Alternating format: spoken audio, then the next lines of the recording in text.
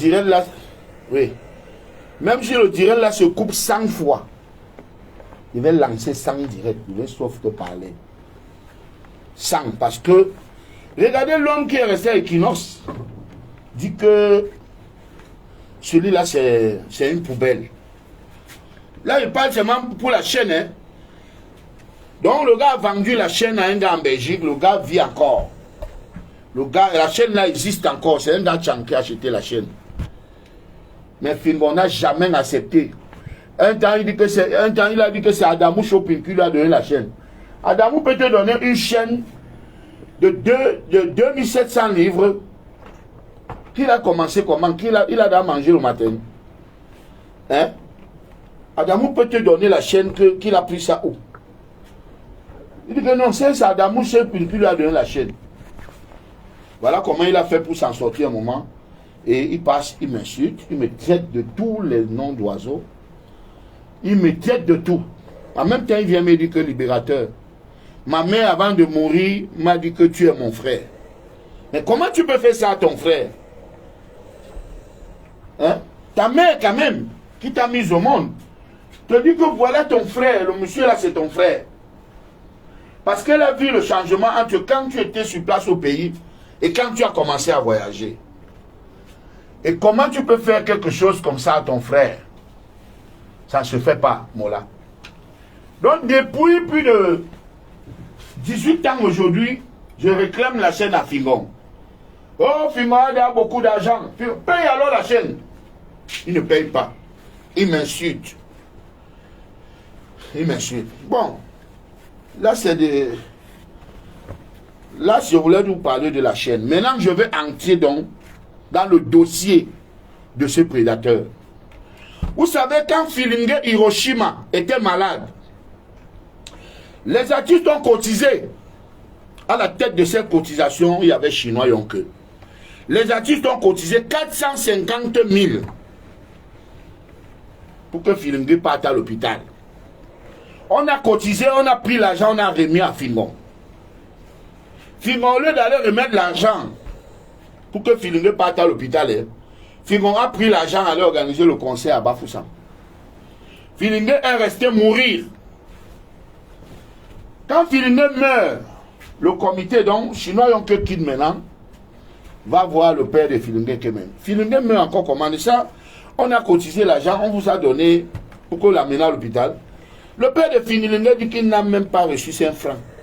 Ah bon? Mais on a donné l'argent à Fingon pour que Filingue parte à l'hôpital. Le père a dit qu'il n'a rien vu.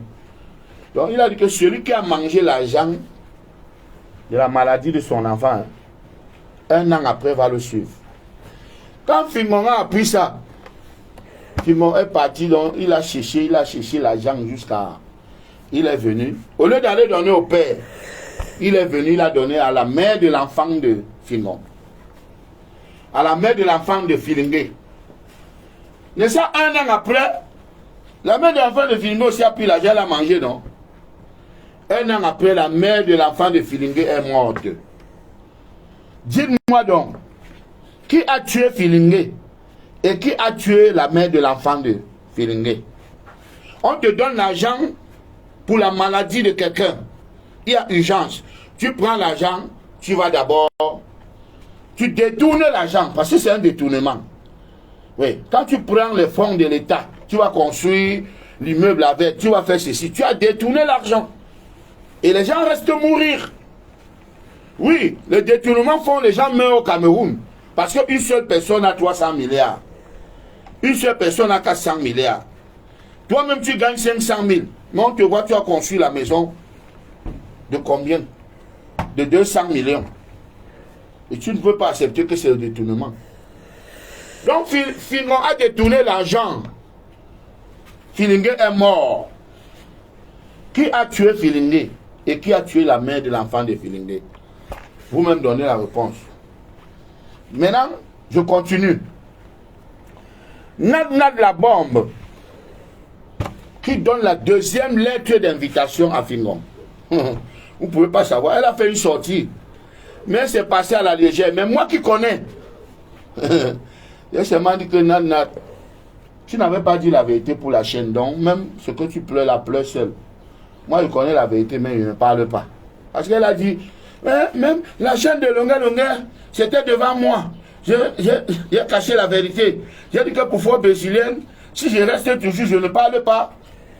Pendant ce temps, sur la toile, les supporters de Fingon disaient que, oh, le Dagobert, que, oh,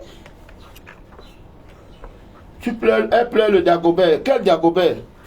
Le petit Dagobert que Noël nous a dit là ici. Je ne sais donc pas. Donc, ça c'est Nadna. Voilà déjà combien de victimes. La chaîne, Filingé, Nadna la bombe est une des victimes de Fingon. Je vous ai dit que l'histoire des nièces, que quand Yikonon connaît l'affaire là, Kalagan connaît, Massapovesa connaît, Motapena qui est en train de mourir là, il connaît.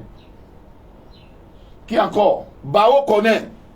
Allez appeler ces gens-là, demander-leur que l'histoire des nièces, que Longuet dit même là, c'est même quoi. Ils vont vous expliquer.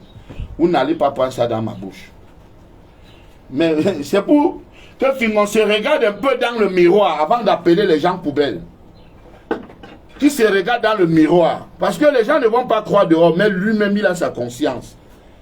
Fingon, la poubelle est mieux que toi, Fingon. La poubelle est encore mieux parce que je vois même tu mangeais dans la poubelle. Tu mangeais dans la poubelle, j'ai vu. Même dans tes vidéos, il y avait ça. Voilà. On m'a même dit qu'aux États-Unis, là-bas, tu es venu à une soirée, au lieu de jouer, tu as mis une chanson ivoirienne. Parce que tu l'as... En comédie, tu es nul. En dehors des vidéos que tu fais là. Tu es nul. Tenir les gens comme ça là, comme les... Comme je vois les comédiens là faire, comme les... Qui là?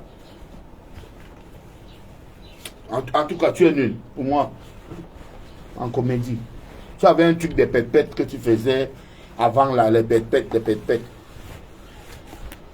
Voilà. Donc, voilà. 4e victime, les nièces. Mettez ça, n'oubliez pas ça, demandez. Cherchez à connaître l'histoire des nièces parce qu'elles vont grandir et un jour ça va sortir. Un jour ça va sortir. Voilà. Un jour. Ça va sortir. Tu devais payer la chaîne là depuis. Mais comme tu es fort, je suis un déchet, je n'ai pas eu d'éducation, je n'ai rien eu. Mais je suis mieux que toi. Quand je regarde un peu toutes tes victimes là, tous tes crimes. Frère Bézilien est sorti ici, dit que elle a commencé à envoyer la maison quand la maison là, c'était encore au niveau de la fondation. Vous avez dit que, oh, Frère Bézilien, tu plais le Dagobert, tu plais le... Mais une personne en train de vous dire, les gens qui achètent souvent le problème pour dire que mais rembourse l'argent de Frère Bézilien, rembourse la voiture de Frère Bézilien. Les gens là n'ont pas pris la défense de Frère Bézilien. On a jeté Frère Bézilien là-bas avec ses problèmes. Moi je suis resté tranquille. Mais c'est Frère Bézilien qui a commencé à construire la maison. Donc il se vend là. Frère Bézilien a envoyé plus de 10 millions pour construire la maison là. Que chérie, c'est notre maison. Il rythmait la femme en disant que non, c'est notre maison. Voilà, il nous faut notre maison. Frère Bézilien ne faisait qu'envoyer l'argent, envoyer l'argent. Après, il faut la voiture. C'est quand tu viens au Cameroun, il va falloir que Frère Bézilien envoie la voiture. Après, il vient dire que mais non, la voiture là, j'avais abandonné ça au port. C'est ce que Fleur elle-même nous a dit ici. Elle avait abandonné, Fingon dit qu'il avait abandonné la voiture au port. Frère Bézilien dit qu'elle reste un jour comme ça, elle voit Fingon avec la voiture. Elle dit que mais c'est pas ma voiture que j'avais envoyée là-bas. Elle dit que remets-moi. Frère Bézilien a pleuré, remets-moi ma voiture, comme le gars est sans scrupule. Pleure, tue toi-même, même. Fingon s'en fout. Hein. Fingon s'en fout. Voilà combien de victimes déjà. Pour quelqu'un qui se met à la télé et appelle les autres poubelles et parle de Dieu. Tu peux parler de Dieu. Ne prononce plus jamais le nom de Dieu. Si tu connais mes victimes, va les chercher. Si tu connais mes casseroles, dis-le ici. Si tu connais mes casseroles, ça ne sert à rien de se mettre à appeler les gens poubelle. Tu l'appelles poubelle, qu'il a fait quoi? Dis, on t'écoute. Parle. Donc, voilà donc le monsieur. Voilà combien de victimes déjà. Comptez avec moi. Hein. Donc, après Frère Béjilé, non. Voilà Jean Calagan qui a caché, qui a envalé toutes les conneries de Fingon. Et aujourd'hui, il a dit que non. Vous allez dire que vous allez arranger parce que avant le coup que Calagan a eu là, ils avaient d'abord eu les problèmes pour la télé. On leur a remis la télé, lui il a sa télé, mais il veut encore escroquer la télé de Calagan. Quel cœur! Quel mauvais cœur! Mais ça, c'est que. Ça dit, Calagan a dit qu'il faut qu'on te lave au village. Vous partez quelque part, on vous remet la télé à deux. Toi, on te remet la plus grande télé même. Même comme ça, tu envies la télé de ton frère. Ça, c'est pas le frère de Caïn et Abel. Ouais. C'est terrible. Motapena ne veut pas parler en public. Black Oya ne veut pas parler. Black Oya fait l'hypocrisie, mais derrière, il parle. Parce que moi, j'étais à Yaoundé une fois. Le marabout de l'émission de Canal 2 m'a fait des révélations. Il m'a dit tout ce que Black Oya a dit de ce monsieur Fingon. Mais, comme vous le public, les fans, vous êtes toujours là. Dès que, si Black Oya parle, on va dire que, ah, dis donc, tu es ingrat, c'est lui qui t'a fabriqué. Oui, c'est ce que vous allez dire. C'est pour ça que les gars là évitent de parler. Même Motapena est mourant. Mais il ne peut pas parler parce que dès qu'il va parler, oh, c'est grâce à lui qu'on te connaît. Motapena, c'est d'abord un danseur avant d'être comédien. Et on était en Consamba, ils se sont gâtés. Parce que Fingon passe, on le faroute. Motapena aussi passe à son tour, on le faroute.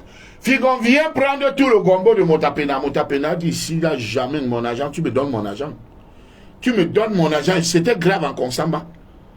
C'est le maire Samen que nous avait invité. C'était grave. Et est-ce que vous savez pourquoi Tangi Kondom s'est séparé de Fingon? Vous ne pouvez pas imaginer. Les gars sont allés jouer à Yaoundé. On les a farotés. Plus les restes d'argent de cachet. Ils sont rentrés dormir. Comme ils avaient pris une seule chambre. Parce que c'était des frères. Ils avaient pris une chambre. Maman, ne quittez pas.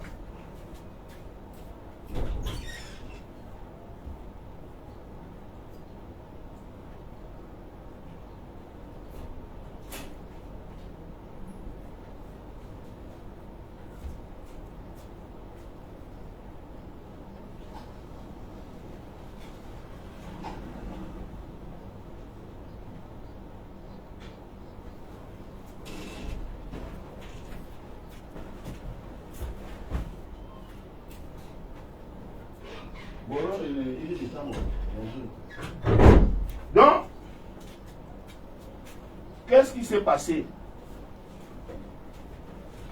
Pendant que Tangi Kondom dormait, le gars a porté tout l'argent.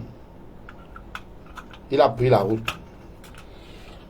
Donc, il a porté tout l'argent, hein, avec l'argent de Tangi. Il a pris la route. Tangi se lève après que mes Fingon, tu es où? Il dit que non. Moi, je suis déjà presque à Douala. Tu es déjà à Douala comment? Mais où est mon argent? C'est ce qui les a gâtés. Mais, vous savez, il y a des gens qui ne bavardent pas sur la toile. Parce que le même Tangi, quand il était rentré, il avait dit que si on veut un témoin pour la chaîne, qu'on l'appelle. Et c'est pour ça que j'accuse tous les gens là, les Siri Bojiko. Parce que j'ai fait une sortie un jour, Siri Bojiko m'a traité de tous les noms. Comment Fingon va me taper avec les lacs. J'ai demandé à Bojiko que, mais toi tu parlais même de quoi là? Tu parlais de quoi? Tu te mets à la radio, tu dis longueur, si tu commences à m'insulter, me traiter de tous les noms et que Fingon a dit que. Sur Bojiko de Balafon là, oui. Il a pris le parti de Fingon. Donc, il a pris. C'est comme ça que les gens le supportent depuis des années. Depuis des années. La même chose quand je parle que Filingué est mort, pourquoi? Filingué est mort parce que Filingué est dans le groupe de votre artiste numéro 1. Si je n'aime plus mon cœur, c'est raison. Auteur-compositeur, Filingué Hiroshima, arrangé par le grand maître. Succès total. Plus de 80 000 cassettes vendues. Kams, l'un des grands promoteurs à Paris, invite le groupe avec les Filingué, les Avis, la gaffe, tout le monde. Arrivé, les autres sont restés. Hein. Il a flatté Bisou, Filingué et Jeannot Reims, que rentrons dans 2 semaines, on va revenir. Sauf que ils sont rentrés, il a arrêté les passeports. Il a arrêté les passeports de 3 personnes dont je vous dis là. Ils sont... Ouais. Donc, quand il a arrêté les passeports, ils ont continué la collaboration, mais sauf que de temps en temps, il y a des conseils qu'ils ne payent pas. Donc, Bisou avait dit que bon, fichez-moi le cas avec vos histoires de ceci, cela. Il a oublié qu'on a arrêté son passeport. Parce que moi, je vous parle des choses, on dit que non, le gars est jaloux, le gars veut faire des révélations, des choses vraies. Mais personne ne viendra parler. Parce que les Camerounais, c'est des lâches. C'est des lâches. Il a arrêté le passeport de Bisou Bass, le passeport de Filingué Hiroshima. Mon frère, si vous jouez dans un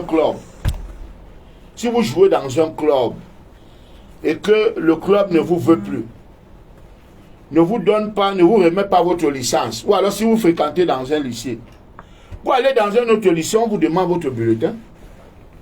Oui, on vous demande votre bulletin. Pour aller jouer dans un autre club, il te faut ta licence. Si le président confisque ta licence, tu ne pourras jamais signer ailleurs, à part si on fait le faux. Donc le passeport de Filingué a été retenu par votre artiste numéro 1. Et c'est comme ça que Filingué se bat, Filingué tombe malade. Si Filingué avait eu son passeport, on essaie de rentrer lui en France. Il rentrait en France et il n'allait pas mourir. Voilà. Pour Jeannot, je ne sais pas ce qui s'est passé après, mais je vous dis ce que je sais. Pour Bisou, c'est moi qui amène Bisou. Bisou n'a plus jamais eu son passeport parce que le passeport, là, on avait arraché la photo de Bisou. On a collé la photo de Paco Bass. Paco Bass qui est mort dernièrement là. Et c'est moi maintenant, quand je sors mon album en 2001, j'ai mon réseau. Je prends Bisou, je mets dans mon réseau. Mon réseau de la Suisse. Il y a même Bisou et mon grand frère Thomas Jacques Longuet. Ça, je vous parle de 2002. On va en France avec Racine Sagat. Ton caleçon fait quoi chez moi? Voilà comment Bisou est sauvé. Hein. Sinon, Bisou lui-même, hein. On ne sait pas s'il sera en France aujourd'hui. On ne sait jamais.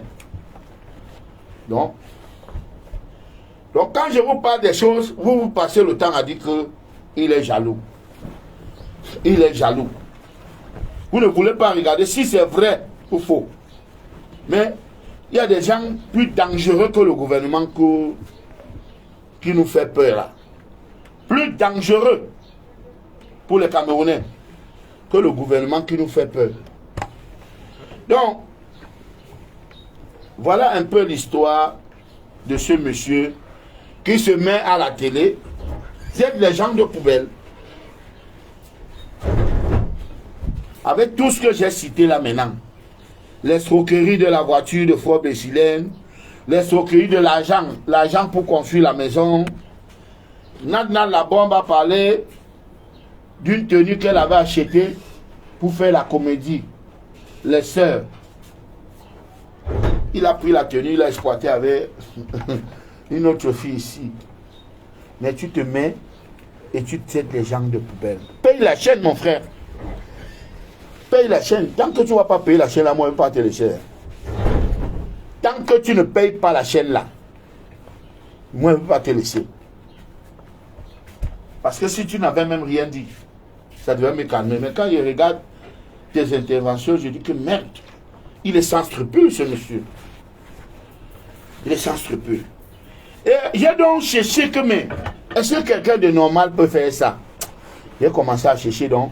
C'est le jour où Noël sort pour dire que le Dagobert du monsieur là est petit. Que j'ai dit, ah, je comprends maintenant. Je comprends, c'est un handicap. C'est un handicap, c'est un handicapé. C'est pour ça qu'il est aigri, haineux et tout. Parce qu'il a tout, mais il n'est pas heureux. Il a tout, mais il n'est pas heureux. C'est pour ça. Et quand tu n'es pas heureux, tu ne peux pas aimer ton prochain. Tu ne peux pas partager avec les gens. Tu veux seulement escroquer les gens. J'ai un monsieur ici là qui vend les seaux. Quand il a suivi mon direct, il me dit, j'ai suivi ton direct. Un gars de l'Ouest, il me dit, j'ai suivi ton direct. Moi-même, le gars de Figon là m'a escroqué. J'avais un événement au village, je lui ai donné 500 000. Il m'a demandé 300 000 qui va faire venir Jackie King. Il n'a pas fait venir Jackie King. Lui demande l'argent, il me tourne. Lui demande l'argent, il me tourne. Il me voyait même dans certains événements, il se cache. Donc finalement, j'ai laissé. Dernièrement, j'avais organisé un truc, il est venu, mais je l'ai laissé parce qu'il est venu derrière le noble Bayangam. Moi, je vous parle bien sûr avec les preuves. Hein, et que si ça ne va pas, je m'avais dit à la personne là que parler ici. Le gars là ici, moi je suis ici au marché Mbopi. Moi je vis ici à Mbopi. Voilà au marché. Je suis là avec tous les commerçants. Et vous savez qui sont les commerçants. Donc le gars m'a dit que tu ne manques pas libérateur. C'est un gros malhonnête. C'est un gros malhonnête. Donc maintenant, quand vous passez toujours votre temps à supporter aveuglement les gens, à supporter aveuglement. Dès qu'on parle de celui-ci, on dit que dis donc laisse. Tu es jaloux parce que les gens ont les visages d'anges, mais vous ne savez pas que c'est des criminels. Vous ne savez pas que c'est des criminels. Donc, pour le moment,